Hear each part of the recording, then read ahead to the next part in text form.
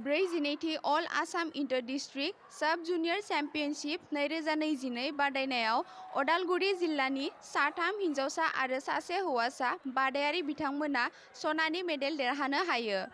बे समाव मोनसे गोजोनथाव खौरां, थांनाय 25-27 मार्चआव देरगाव गलाघाटआव जानाय ब्रैजिनैथि अल आसाम इन्टर डिस्ट्रिक्ट साब जुनियर बक्सिं चेम्पियनशिप 2022 आव अदालगुरि जिल्लानि धनेश्वर बसुमतारी बिथांनि फोरोंथाय होनाय सोलोंसा बादायारि बिथांमोना गोबां देरहासार जानो हादों।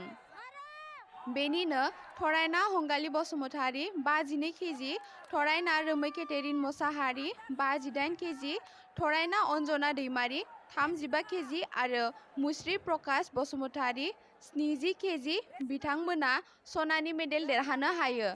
बेजों लोगोसे गोबां मेडेल देरहानो हाबावो, सिलभार मेडेल 4, ब्रन्ज मेडेल 3।